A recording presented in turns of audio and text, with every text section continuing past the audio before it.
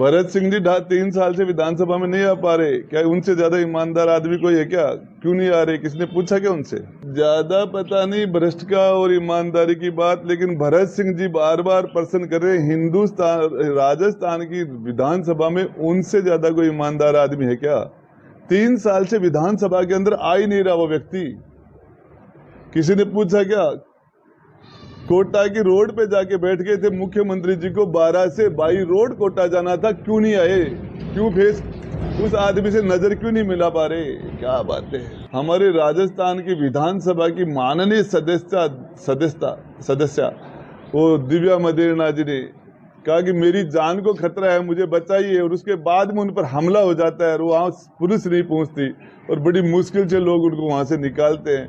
FIR लिखने के पैसे लेती है, नाम काटने के पैसे लेती है, मुकदमे में FIR लगाने के पैसे लेती है, और वो तो मोटरसाइकिल वालों से, गाड़ी वालों से, रात को उनको तो बेचारों को मंथली लेने में और उसी में उनको टाइम नहीं मिलता, मुख्यमंत्री जी को अपनी कुर्सी बचाने में टाइम नहीं मिलता, तो फिर ये जनता का क्या होगा? साहब कोई दल नहीं है, मैं तो आपको बताऊं, ये जनता जो कहती है वो कर लेता हूँ। 3 चुनाव इस जनता ने उदयपुर वाटिका ने हमें विधानसभा में भेज दिया, कोई दल वल नहीं था, और ये जनता चाहेगी तो चले जाएंगे, नहीं यहाँ जब तक जिंदा रहूंगा यही करता रहूंगा, इसके अलावा और कोई काम मुझे आता ही नहीं है। कि ये हिंदुस्तान में बेस्ट पार्लियामेंट्रियन है वो, और जाके दुनिया के सबसे बेस्ट से बेस्ट इंस्टीट्यूट में वो बैरिस्ट्री करके आया है। और यदि कोई भी लोकतांत्रिक तरीके से कोई नेता चुन के आता है लोकसभा में 1 बार नहीं, 2 बार नहीं, 4 बार, तो उस नेता से मिलने में कहाँ दिक्कत है? मैंने किसी आतंकवादी से तो कोई मुलाकात की नहीं। लोकतांत्रिक तरीके से जीत के आते हैं, अपने लोगों की बात उठाते हैं, उससे हम विधानसभा में, लोकसभा में नेता आपस में मिलते रहते हैं, इसका क्या है? गहलोत जी कभी रिपीट कर पाए थे क्या?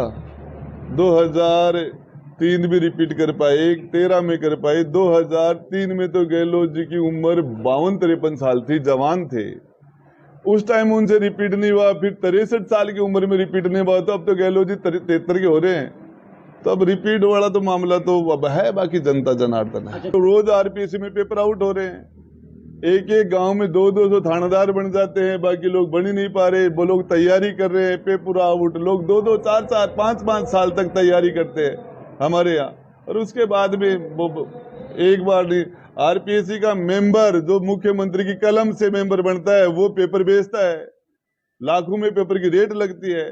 सारे मेंबर तो बच्चों में कुंठाई आ रही है। मेरे विधानसभा क्षेत्र में पिछले 3 महीने में कम से कम 30-35 लड़के आत्महत्या करके मर चुके, बेरोजगारी से तंग आके 30-35। उन्होंने बिहार के अंदर, यूपी के अंदर, राजस्थान के अंदर, राजस्थान से बाहर कांग्रेस के लिए मीटिंगें की हैं, कांग्रेस के लिए खून पसीना बहाया है। लगभग 20 साल से पायलट साहब खुद कांग्रेस में काम कर रहे हैं, उससे पहले उनके पिता राजेश जी पायलट साहब ने काम किया था।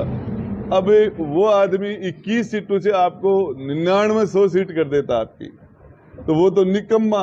और 200 सीट की जो 21 सीट कर देता है वो काबिल। तो ये बातें अभी सारे बच्चे जानते हैं, और ये कहते हैं कि डोटासरा जी के घर में जन्म हो जाए या उनके रिश्तेदार बन जाए तो सीधे RS बन जाएंगे, ऐसी चर्चा बच्चों में है। अब साहब मैं तो हमारे साथी है और उनके बारे में मैं ज्यादा कुछ भी नहीं कर। डोटासरा जी के पास है भी क्या? सारा खेल तो मुख्यमंत्री जी के पास है साहब।